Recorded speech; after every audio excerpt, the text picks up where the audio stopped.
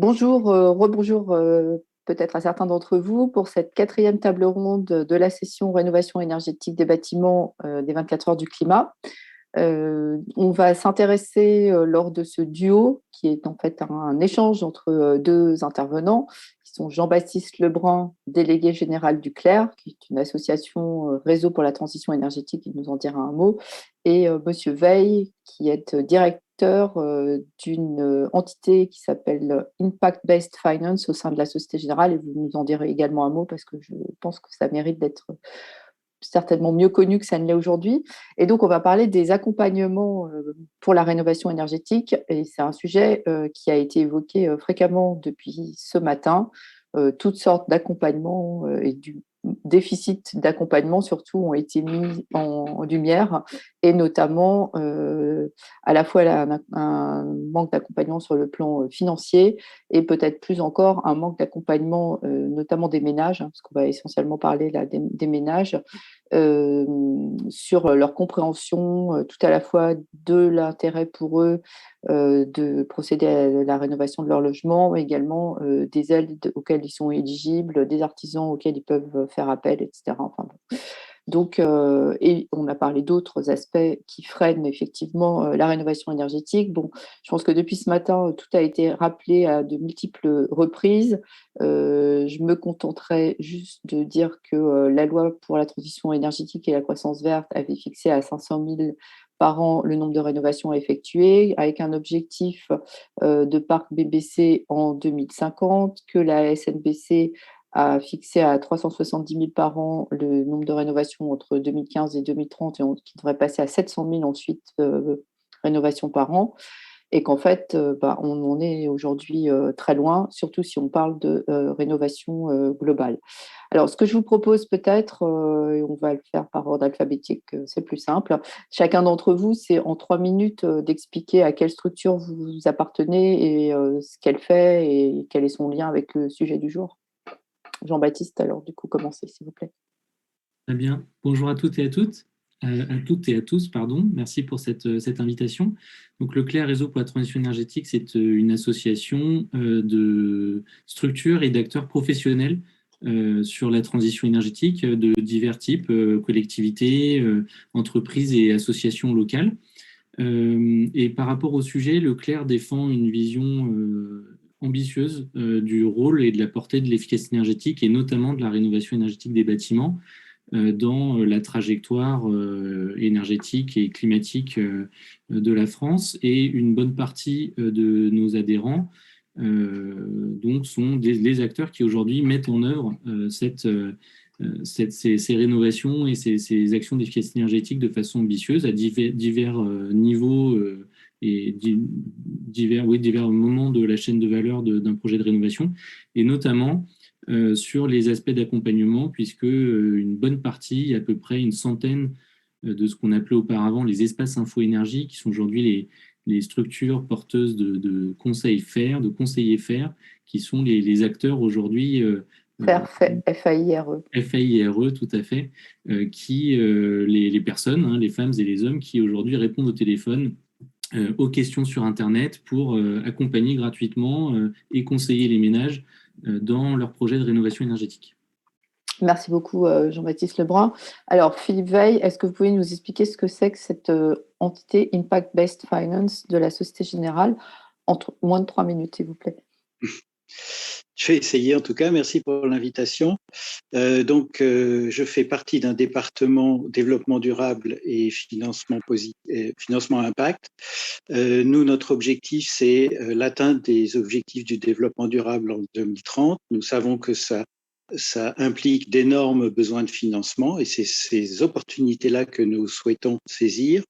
Dans le cadre particulier de l'efficacité énergétique, nous avons identifié que ce marché va bien au-delà des simples impacts sur l'environnement, mais qu'il y a aussi derrière tout un tas d'impacts sociaux et économiques. Et donc, c'est cet ensemble que nous souhaitons accompagner. Pour ce qui est du domaine de la rénovation énergétique, dont je m'occupe plus particulièrement, c'est particulièrement net. La rénovation énergétique dans un pays comme la France, c'est pas seulement des économies d'énergie ou des réductions d'émissions de gaz à effet de serre, c'est aussi une opportunité d'abord pour les occupants d'améliorer leur santé, c'est la possibilité pour des petites entreprises de développer une expertise, j'y reviendrai, et donc c'est véritablement, pour nous, ça s'inscrit dans la trajectoire que nous avons fixée d'atteindre les objectifs du développement durable. J'ajouterais aussi que la Société Générale s'est engagée à respecter les accords de Paris sur le climat, et donc ça s'inscrit dans cette trajectoire-là plus globalement. Très bien. Alors, est-ce que je gardais la parole, Monsieur Veil?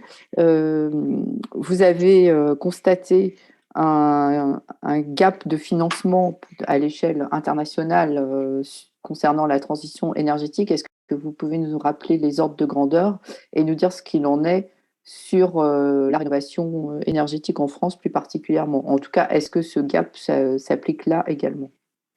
Alors, ce sont les Nations Unies qui parlent d'un gap de financement, en effet, qu'elles estiment à 2600 milliards de dollars par an pour atteindre les objectifs du développement durable en 2030. Objectif qui récemment a été, gap qui a été recalculé par l'OCDE suite à la pandémie. Maintenant, ce serait plutôt 3700 milliards par an, dollars toujours. Donc des sommes considérables. Nous préférons parler d'un gap d'investissement, c'est-à-dire qu'il y a suffisamment d'argent en fait privé dans le monde pour atteindre les objectifs du développement durable. Ce qui nous semble manquer aujourd'hui, ce sont les modèles d'affaires, les business models qui permettraient de mobiliser cet argent pour atteindre les objectifs du développement durable. Alors si maintenant je me recentre un petit peu donc sur le thème d'aujourd'hui, sur la rénovation énergétique, il y a en France à peu près 6 millions de passoires énergétiques. Vous avez rappelé tout à l'heure les objectifs du gouvernement. Ils sont en dessous du constat qu'on peut faire. S'il y a 6 millions de passoires énergétiques à rénover, ou peut-être 5 millions, il faut en rénover 5 à 600 000 par an d'ici 2030 pour respecter la trajectoire SNBC. Et en plus, il faudra recommencer en 2030 pour atteindre la neutralité carbone en 2050. Donc déjà, première question, est-ce qu'il ne serait pas plus pertinent de tout de suite se poser la question de savoir comment est-ce qu'on pourrait commencer ces rénovations de façon plus industrialisée pour être tout de suite dans la trajectoire de 2050, plutôt que de passer par la SNBC que de toute façon, on semble en mauvaise position pour atteindre. Peut-être demander à Jean-Baptiste Lebrun de réagir par rapport à ça. Est-ce que vous êtes, je vous redonne évidemment la parole tout de suite après, est-ce que vous êtes d'accord avec ça, Jean-Baptiste Lebrun, sur le fait d'aller tout de suite à du BBC? Oui, tout à fait. Ça fait partie des choses qu'on porte. Alors effectivement, il y a une logique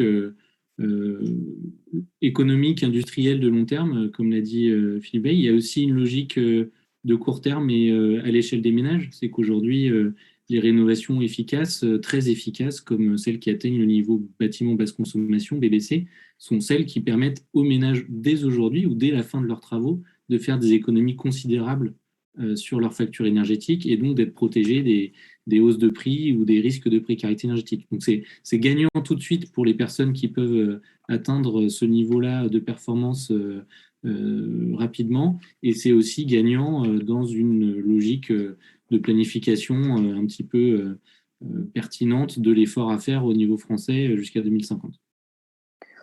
Merci. Alors, vous mentionnez les économies que pourraient faire les ménages dès la fin des travaux. Pour autant, Monsieur Veil, vous dites c'est une fausse piste que de penser que les économies générées par les travaux peuvent suffire pour financer en fait les dits travaux.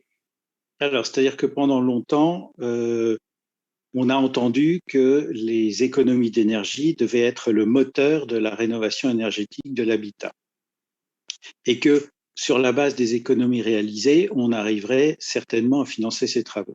Alors, effectivement, je pense que c'est une mauvaise analyse. D'abord parce que le premier impact d'une rénovation énergétique dans le cadre, par exemple, de familles modestes, ça va être de monter le chauffage. Aujourd'hui, alors on l'entend en plus ces jours-ci, puisqu'on vient d'annoncer de nouvelles hausses des tarifs du gaz, les quatrièmes en 4 mois.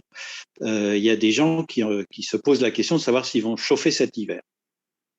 Il est bien évident que si on améliore leur habitat au point que le chauffage redevient abordable parce que leurs coûts de chauffage vont baisser, ils vont se remettre à chauffer. Ils ne vont pas rester tout l'hiver dans le froid.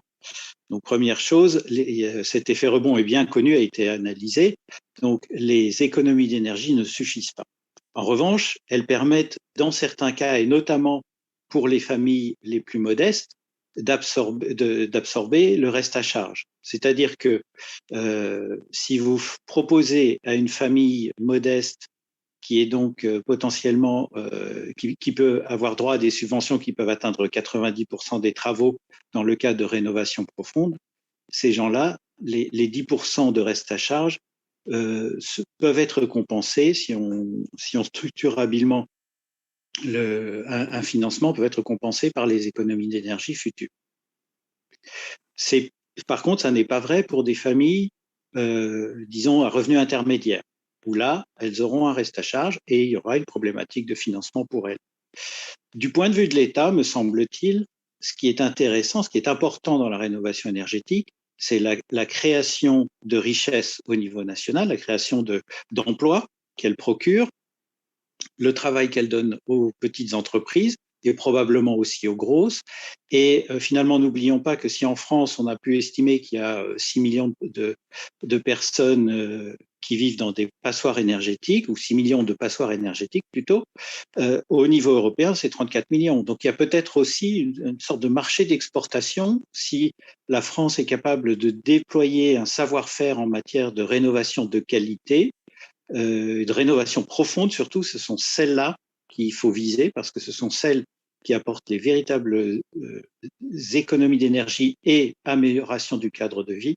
À ce moment-là, on a peut-être une industrie exportable. Jean-Baptiste Lebrun, qu'est-ce que vous pensez de cette analyse et est-ce que vraiment on ne peut pas envisager de financer, alors, en tout cas peut-être d'un point de vue plus collectif, mais les économies, enfin les travaux par les économies générées? Alors, et par quel type de mécanisme ça pourrait fonctionner? Effectivement, sur cette question-là, je dirais que malheureusement, aujourd'hui, Philippe Veil a raison, c'est-à-dire que les outils de construction des modèles économiques et de financement ne sont pas toujours suffisants pour permettre d'autofinancer ou de financer les travaux uniquement à travers des économies d'énergie. Malgré tout, cette situation, de mon point de vue, elle est incohérente avec les perspectives de long terme et même de moyen terme sur 2 points. Le premier, c'est que d'un point de vue macro, on sait que les économies d'énergie et les baisses d'émissions de gaz à effet de serre, elles sont rentables pour toute la société.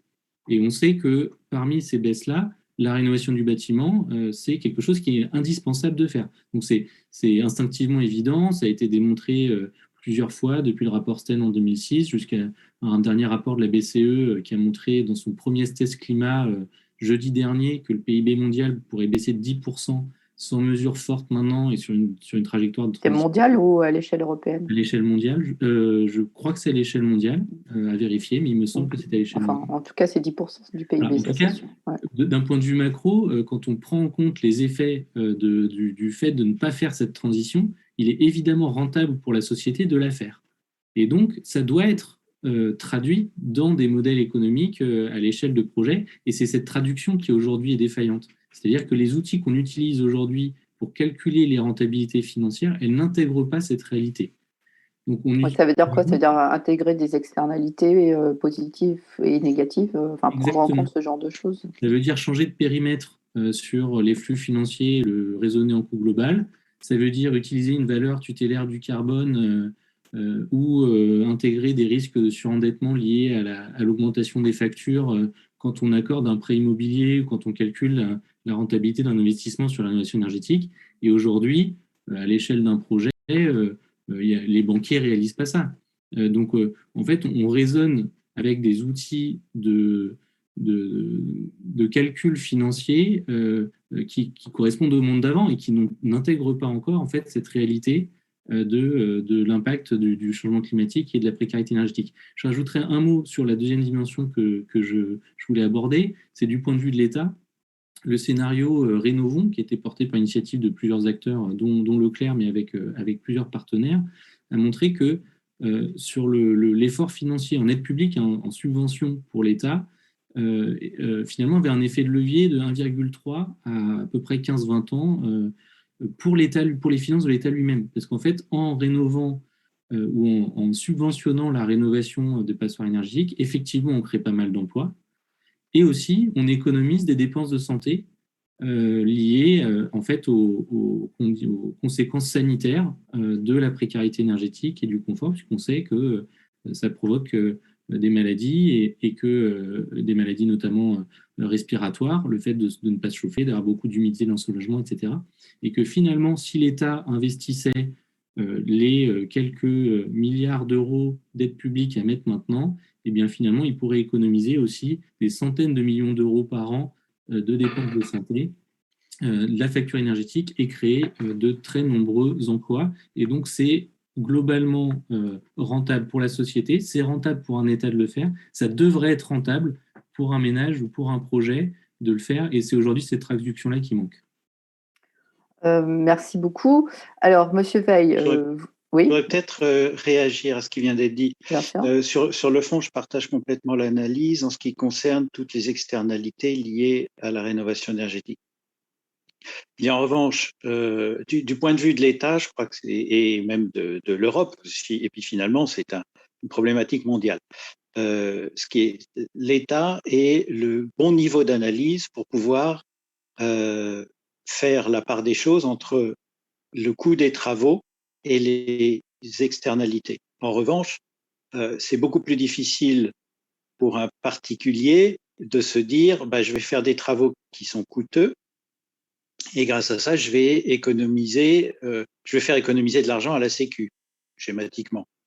De la même façon pour la banque, c'est pas facile Grâce à ça, je ne vais pas tomber malade, surtout quand même. Oui, c'est ça. C'est plutôt ça. Je vais avoir une amélioration de mon cadre de vie, de mon confort, et en plus, je vais moins tomber malade. Mais c'est positif. Mais au moment où il faut sortir l'argent pour faire les travaux, en revanche, c'est un problème pour l'investisseur, pour le particulier.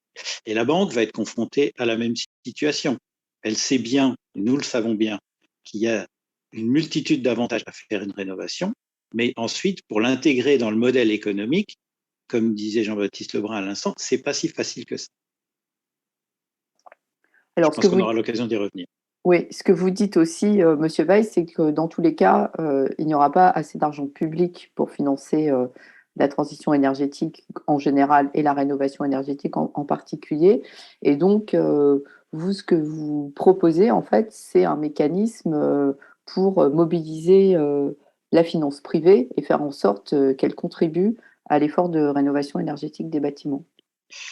Je pense qu'effectivement, il faut travailler sur les modèles d'affaires pour les rendre attractifs pour tous. Vous l'avez dit, en effet, il y a à peu près, je crois que l'État investit environ 3 milliards d'euros par an pour la rénovation énergétique, ce qui est déjà considérable. Mais Institute for Climate Economics, I4C, a calculé des besoins qui étaient de 16 milliards par an pour l'habitat et de 3 milliards pour le tertiaire, donc pratiquement 20 milliards par an d'investissement.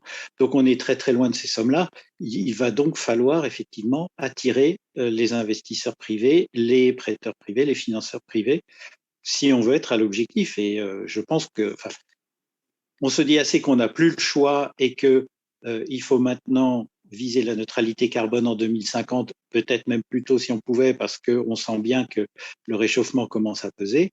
Donc oui, c'est tout de suite qu'il faut trouver les bons mécanismes, les bons modèles d'affaires pour que tout le monde soit sur le pont et pour financer cette rénovation énergétique parmi les nombreux thèmes liés à l'environnement qu'on a abordés.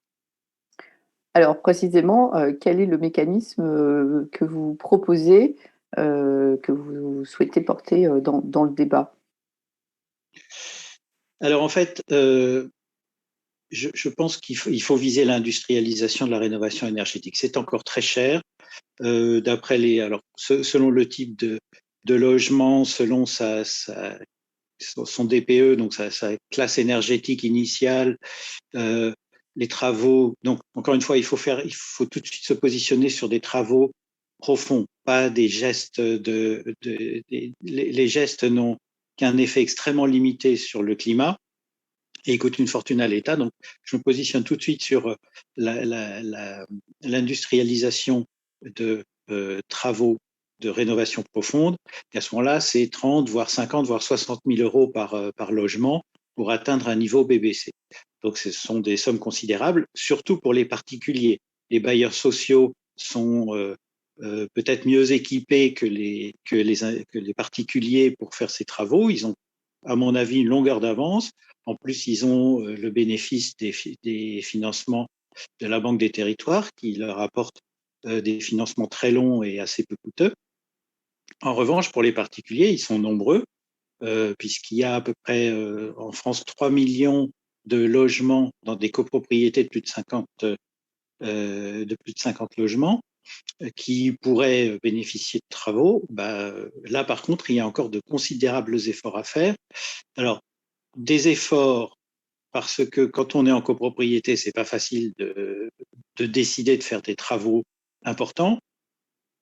Des efforts pour que les particuliers, les copropriétaires soient accompagnés dans cette démarche, parce que prendre une décision sur des travaux lourds, ça suppose de bien comprendre ce qu'il faut faire et de bien être accompagné. Je pense que le réseau FAIRE est un des maillons qu'on peut utiliser pour justement aider à cette acculturation. Il y a aussi les sociétés de tiers financement, mais ça semble encore insuffisant par rapport aux besoins.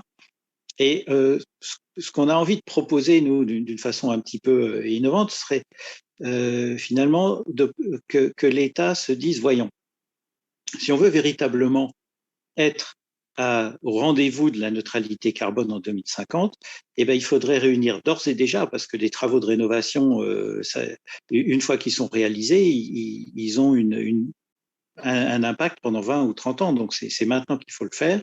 C'est de réunir tous les acteurs, que ce soit les industriels, que ce soit les artisans, que ce soit les copropriétaires, les bailleurs, les syndics, les financeurs. On met tout le monde autour de la table, un peu comme on l'a fait avec la Convention citoyenne pour le climat. Et on dit, comment est-ce que on s'organise pour qu'en 2050, le parc français soit rénové? Ça pourrait être une solution. L'autre, encore une fois, c'est grâce à l'industrialisation de faire baisser les coûts. C'est encore très cher de rénover son logement. Plus c'est compliqué, mais c'est très cher. C'est beaucoup trop cher pour de nombreux propriétaires, et notamment les propriétaires précaires, mais même pour les personnes âgées. Donc, comment est-ce qu'on fait pour les motiver à faire des travaux qui vont peut-être les endetter pour 20 ans supplémentaires, pour ceux qui ont déjà un crédit, ou qui vont les endetter alors qu'ils ne l'étaient plus, pour ceux qui ont remboursé leur crédit immobilier. Donc, c'est ce genre de questions qu'il faut se poser. Et là, encore une fois, la réponse pourrait venir de la collectivité, par les mécanismes de garantie ou de mise en commun des risques qu'on connaît déjà. On a le crédit logement en France, par exemple. Donc, on sait faire. En revanche, ça n'a pas été appliqué pour l'instant à la rénovation énergétique.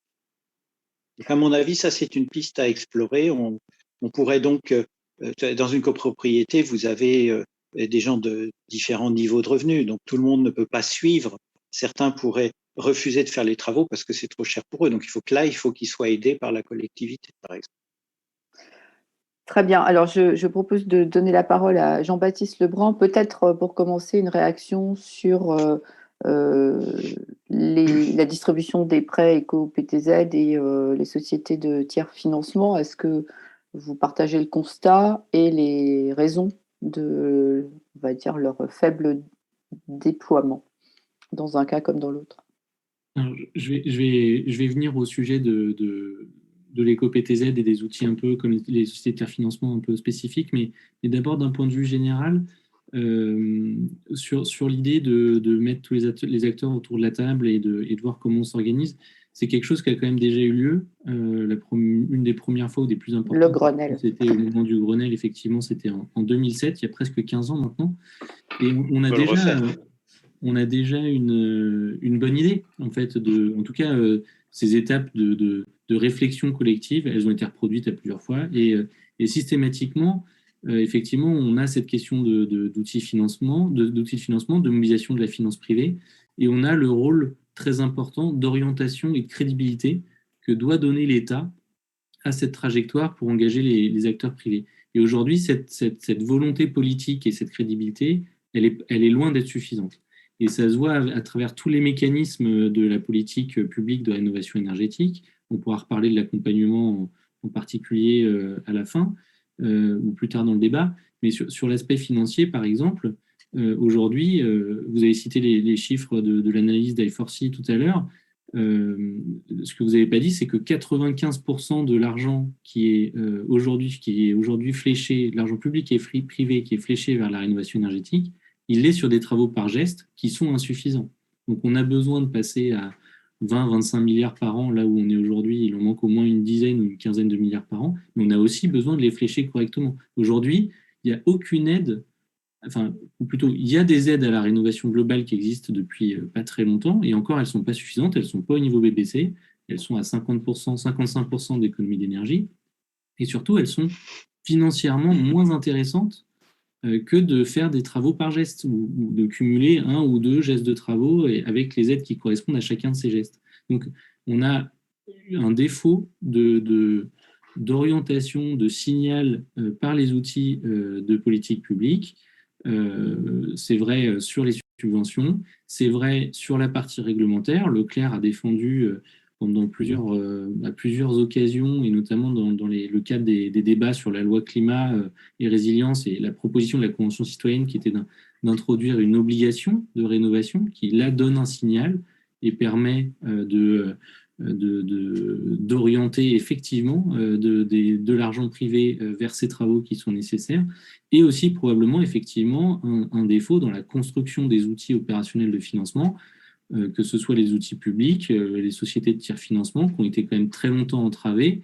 Ça fait un peu plus de 10 ans que l'idée existe, un peu moins de 10 ans, pardon, que l'idée existe, que la région Île-de-France avait commencé à travailler sur la SEM énergie positive à l'époque, Île-de-France Énergie maintenant, elle commence tout juste, plus de 10 ans après, ou presque 10 ans après, à délivrer, à pouvoir faire une offre effectivement de financement intégré. C'est vrai aussi de l'éco-PTZ, qui n'est quasiment pas distribué par quasiment aucune banque commerciale aux ménages, ou sur des chiffres qui sont extrêmement faibles par rapport à l'enjeu, et parce que effectivement cet outil-là, on n'a pas fait l'effort ni de le rendre suffisamment attractif probablement pour les acteurs bancaires, ni de former ou de permettre aux acteurs qui ont la responsabilité de le déployer, de le maîtriser suffisamment bien, d'en comprendre les enjeux pour pouvoir le faire correctement. Donc on a aussi besoin d'accompagner, de mieux concevoir l'ensemble des outils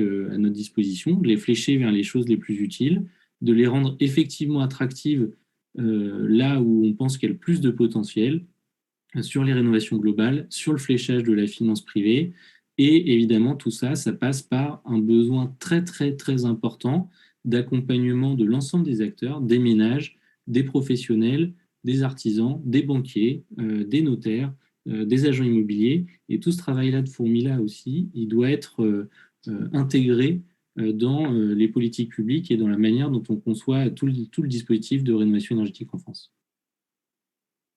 Merci Jean-Baptiste Lebrun. Alors, Monsieur Veil, est-ce que vous voulez réagir, et est-ce que les banques ont quand même un peu leur rôle et leur part de responsabilité potentiellement dans la situation actuelle, et peut-être est-ce que vous reconnaissez une forme quand même de court-termisme dans la manière dont sont analysés les dossiers potentiellement des particuliers souhaitant faire rénover leur logement? Alors, écoutez, en ce qui concerne l'éco-PTZ, je sais c'est souvent un reproche qui est fait aux banques, qui n'est pas distribué, etc. Mais enfin, regardez le coût de l'argent aujourd'hui. Vous pouvez emprunter à des sommes absolument ridicules à 20 ans ou 25 ans, donc à des taux ridicules. Je suis pas sûr que ce soit véritablement ça le problème. Encore une fois, si on se met un instant dans la peau de quelqu'un qui doit rénover son logement, si c'est une personne âgée, si c'est une famille modeste, face aux sommes à engager, je pense que le problème n'est pas que ce soit un éco-PTZ ou un crédit long terme, c'est un crédit long terme qu'on va leur demander de rembourser et donc un engagement financier important. C'est plutôt ça. Les clients qui poussent la porte d'une agence ou qui appellent ou qui contactent leur chargé de compte avec un projet de rénovation, je pense qu'ils trouvent, ils trouvent un financement pour peu qu'il soit solvable. Ce qu'on veut certainement pas, nous, en tant que banquier, c'est prêter pour une rénovation et devoir, à la fin de la période de prêt, récupérer le bien immobilier parce que l'emprunteur n'a pas les reins assez solides pour honorer ses engagements. Ça, c'est la situation à éviter. Pour le reste, financer des travaux de rénovation, c'est comme financer une acquisition. Sur des gestes plus petits, on peut même utiliser des crédits, des financements pour l'équipement qui existe déjà et on trouve même parfois parmi les banques et notamment la nôtre la possibilité d'emprunter un petit peu moins cher lorsque les travaux sont fléchés vers des travaux d'efficacité énergétique. Donc, je pense que l'offre bancaire est là. Encore une fois, il y a une question de modèle, une question d'accompagnement des propriétaires. Je suis tout à fait d'accord avec Monsieur Lebrun sur le constat que peut-être que les directives de l'État ou la direction qui veut impulser à la rénovation n'est peut-être pas suffisamment claire ou suffisamment euh, précise pour motiver tout le monde. Les choses sont certainement en train de changer puisque maintenant il y a des nouvelles règles qui vont réduire la possibilité de louer une passoire énergétique dès 2025 ou 2028. C'est certainement un pas dans la bonne direction. Je pense que c'est pas suffisant, mais c'est voilà, si la carotte que représentent les subventions ne suffisent pas, il faut prévoir le bâton que représente la contrainte. Cela dit, moi je pense que par l'approche collaborative, on pourrait certainement faire davantage. C'est un peu ce que je voulais dire. Effectivement, vous avez raison, il y a déjà eu un Grenelle, mais enfin c'était il y a longtemps, donc les choses ont changé depuis. Je voudrais aussi signaler une autre initiative collaborative qui me semble intéressante, qui est citée notamment dans le plan de relance, c'est Energy Sprong. Donc Energy Sprong propose la rénovation zéro énergie des logements. Et il y a déjà eu plusieurs prototypes en France dans l'habitat collectif. Donc zéro énergie, ça veut dire mise en place de panneaux solaires sur les toits ou accès à la géothermie quand c'est possible, isolation du bâtiment, rénovation complète du réseau de chauffage et du réseau de ventilation pour obtenir des logements qui étaient d'anciennes passoires énergétiques et qui dorénavant produisent autant qu'elles consomment en moyenne sur l'année. Ces travaux sont assortis d'une garantie de 30 ans, une garantie de performance, qui veut dire que si la performance n'est pas au rendez-vous au bout de 5, 10, 15 ans, ça ne coûte rien à l'occupant de faire améliorer la performance de son logement. Et voilà typiquement une initiative collaborative où les maîtres d'ouvrage, les entrepreneurs se mettent autour de la table pour trouver des solutions qui permettent d'améliorer le logement à moindre coût. Nous avons rejoint cette initiative en signant la charte Énergie Sprong parce que c'est typiquement, nous semble-t-il, le genre de choses qui permettent de fédérer toutes les énergies dans le même sens. Alors, Energy Sprong, c'est effectivement une initiative très intéressante qui vient de Hollande, je crois, à l'origine, oui, c'est ça. qui se déploie effectivement en France et notamment dans les régions Pays de la Loire. Mais est-ce que c'est pas, pour l'instant, surtout dans le cadre du logement social, parce que c'est des rénovations certes profondes mais très coûteuses, et donc plutôt des bailleurs sociaux pour l'instant qui... Et de toute façon, l'idée, c'est de massifier d'industrialiser, donc c'est compliqué de le faire sur des maisons individuelles, par exemple. Je suis parfaitement d'accord avec vous. Maintenant, comme je le rappelais tout à l'heure, il y a aussi beaucoup de copropriété privée, hein. Mais oui, c'est sans doute plus simple de commencer par le logement social parce que d'abord, les bailleurs sociaux ont les compétences pour animer ce genre de chantier, pour les comprendre, les lancer. Aussi parce que en termes de moyens, donc, probablement plus de moyens, c'est une bonne façon de démarrer cette phase d'industrialisation que j'appelle de mes voeux. Effectivement, en traitant des grands ensembles. Alors, au début, Énergie vise plutôt des bâtiments pas trop grands. Donc, l'étape suivante, c'est d'aller vers des immeubles plus hauts. Mais dans un premier temps, les immeubles doivent être relativement bas. Et il faut espérer que cette initiative puisse s'étendre au tertiaire, je sais pas, le scolaire, les hôpitaux, etc. Et puis, tôt ou tard aussi au parc privé, bien entendu. Oui.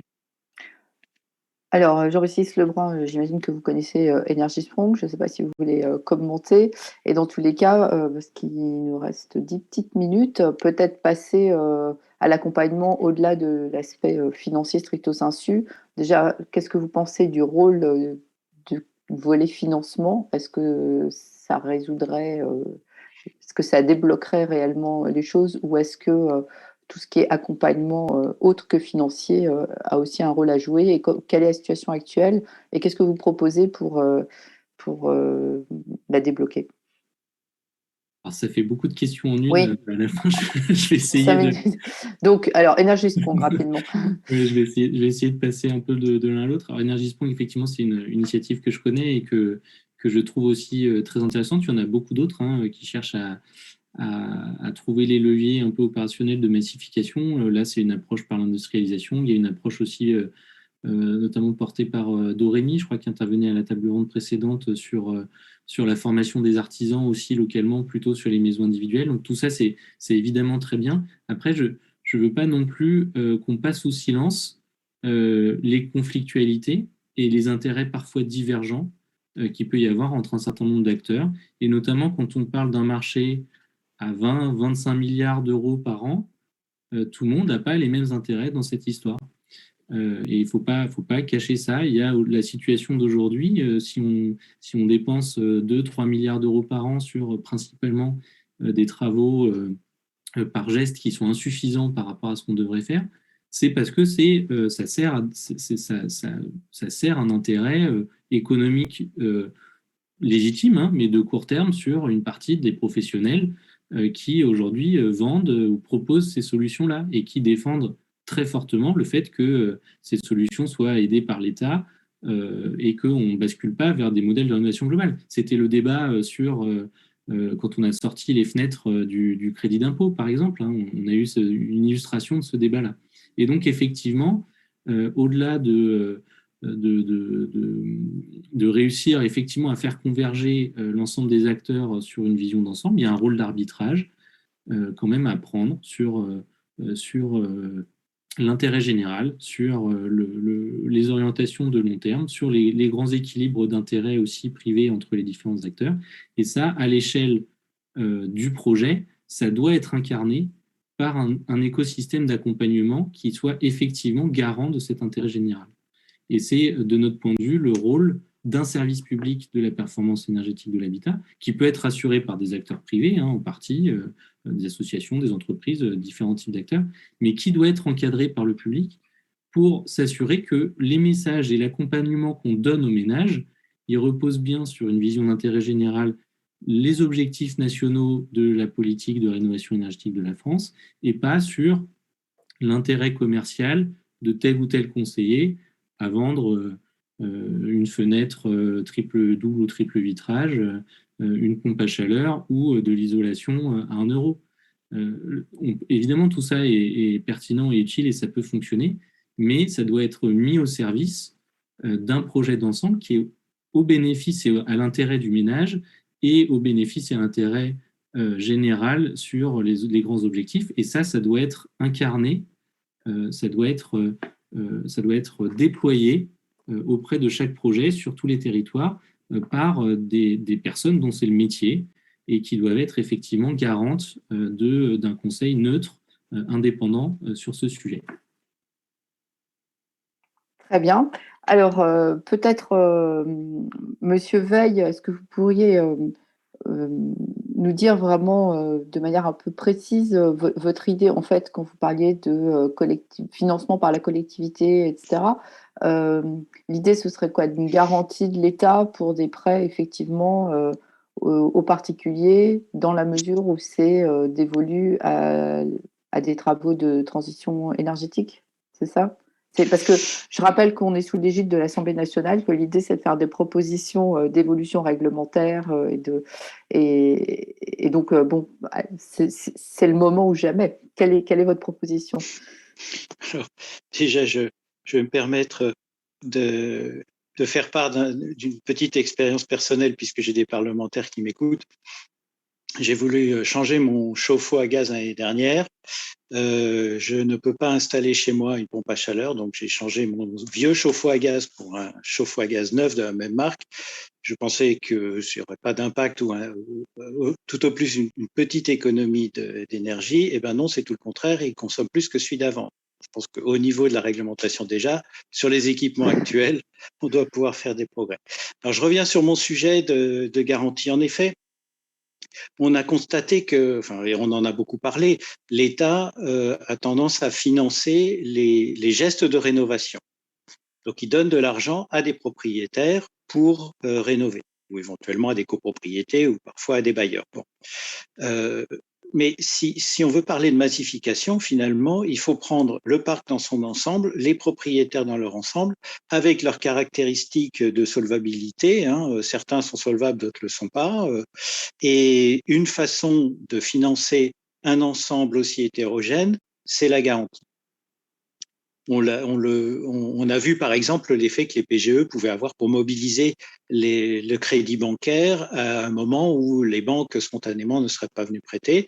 La garantie est un outil extrêmement puissant dont dispose la puissance publique pour mobiliser les capitaux privés. Dans le cas qui nous occupe, je pense que la meilleure façon de l'utiliser serait la garantie de première perte, c'est-à-dire que sur un portefeuille, un volume important de rénovation, l'État accepterait de garantir les premiers impayés, je sais pas, 10, 20, 30%, je sais pas quel est on n'a pas fait de calcul pour savoir combien est-ce qu'il fallait mettre sur la table pour mobiliser l'intégralité des sommes nécessaires. Et à ce moment-là, les banques privées peuvent prêter massivement sans faire une analyse actif par actif et espérer tout de même un retour correct sur leur prêt sans trop d'impayés. Une autre façon serait de mobiliser les mécanismes qui existent aujourd'hui de garantie collective, puisqu'il y en a déjà dans l'habitat. J'ai cité tout à l'heure le crédit logement. C'est aussi une façon finalement de mobiliser bien au-delà, enfin, au lieu de faire une analyse individuelle des situations, on fait une analyse de portefeuille, et cette analyse de portefeuille, en principe, permet un effet de levier, c'est-à-dire la mobilisation d'argent privé bien plus grande qu'une analyse au cas par cas. Voilà l'idée. Merci beaucoup. Jean-Baptiste Lebrun, peut-être, qu'est-ce que vous pensez donc de ces propositions? Et je vous demanderai le mot de la fin, puisqu'on arrive au terme de cet échange. Est-ce que ça vous semble des solutions porteuses d'espoir, réalistes, souhaitables, par rapport à vos commentaires précédents? Je pense qu'effectivement, il faut trouver des solutions de mobilisation efficaces de la finance privée en complément de l'argent public qui restera nécessaire, notamment pour les ménages qui resteront pas suffisamment solvables sans aide et sans subvention. Donc, on a besoin de tous les outils financiers possibles. On a besoin aussi, et je le redis, d'un écosystème d'accompagnement pour les ménages, pour les professionnels, mais aussi pour les professionnels de l'immobilier, de la transaction immobilière, du financement, d'une très bonne compréhension des enjeux de l'ensemble de ces outils-là pour qu'ils puissent être mobilisés à bon escient. Et c'est, de mon point de vue, le rôle que devrait avoir le service public de la performance énergétique de l'habitat et son déploiement local en se reposant principalement sur ce qui existe déjà et en particulier sur le réseau des espaces info-énergie, par exemple. Parfait. Bah, écoutez, merci beaucoup à tous les deux pour cet échange très riche. On va rendre l'antenne, comme on dit, pour passer en fait à la session suivante qui est consacrée au transport et aux mobilités avec une keynote introductive de Quentin Perrier du Haut Conseil pour le climat et un focus, je crois, sur la voiture électrique. Merci encore à vous deux et Merci. très bonne fin de journée. À bientôt. Au revoir. Merci, au revoir.